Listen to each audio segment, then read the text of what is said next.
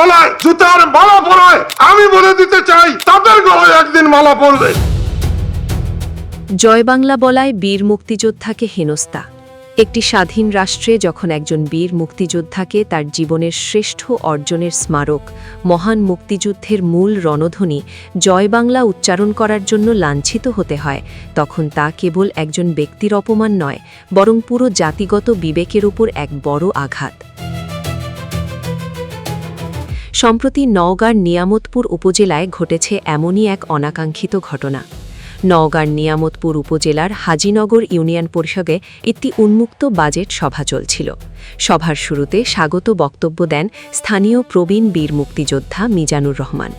বক্তব্যের শেষ ভাগে তিনি অবলীলায় উচ্চারণ করেন জয় বাংলা, জয় বঙ্গবন্ধু। মুহূর্তের মধ্যেই রাজনৈতিক মেরুকরণের চাদরে ঢাকা এই সমাজে পরিস্থিতি উত্তপ্ত হয়ে ওঠে। নিজেকে যুবদল কর্মী দাবি করা আলাউদ্দিন নামে এক ব্যক্তি এবং তার সহযোগীরা এর তীব্র প্রতিবাদ জানান। যদিও বর্তমান রাজনৈতিক পরিস্থিতির কথা বিবেচনা করে ওরে বের মুক্তিযোদ্ধা তাৎক্ষণিকভাবে দুঃখ প্রকাশ করেছিলেন, তবুও তাকে জনসম্মুখে মাইকে পুনরায় ক্ষমা চাইতে বাধ্য করা হয়। পরবর্তীতে এ বিষয়ে অভিযুক্ত আলাউদ্দিন দাবি করেন উত্তেজনাকর পরিস্থিতির কারণে এমনটা ঘটেছে এবং এর জন্য তিনি একা দায়ী নন। অন্যদিকে স্থানীয় বিএনপি নেতৃত্ব এই ঘটনার দায় এড়াতে আলাউদ্দিনের কোনো সাংগঠনিক পদ না থাকার যুক্তি সামনে এনেছে। এই ঘটনাটি বাংলাদেশের রাজনৈতিক সংস্কৃতির একটি বড় ক্ষতকে পুনরায় সামনে এনেছে।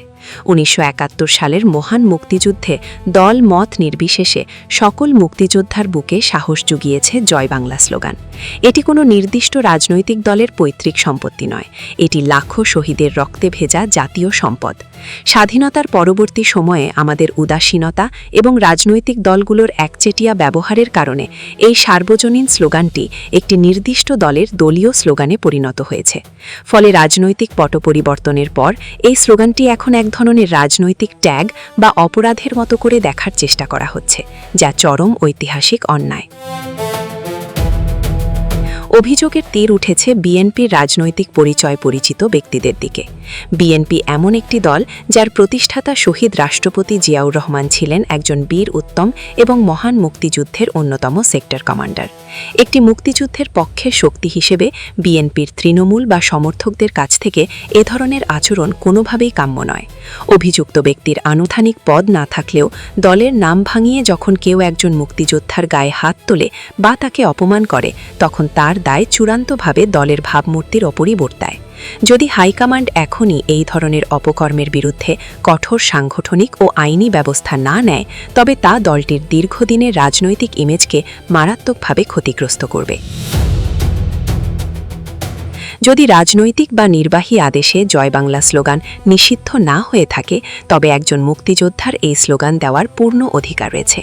বিগত বছরগুলো রাজনৈতিক ক্ষোভ বা ফ্যাসিবাদের বিরুদ্ধে লড়াইয়ের প্রতিশোধ যদি প্রবীণ মুক্তিযোদ্ধাদের ওপর নেওয়া হয়, তবে এই সমাজ কাঠামোর সুস্থতা নিয়ে প্রশ্ন ওঠা স্বাভাবিক। মুক্তিযুদ্ধ এবং কোনো নির্দিষ্ট রাজনৈতিক সরকারের শাসনকালকে গুলিয়ে ফেলা মস্ত বড় ভুল। এই ধরনের মব জাস্টিস বা হেনস্থা বন্ধ করতে অবলম্বী প্রশাসনের পাশাপাশি রাজনৈতিক দলগুলোকে সচেতন ও কঠোর হতে হবে।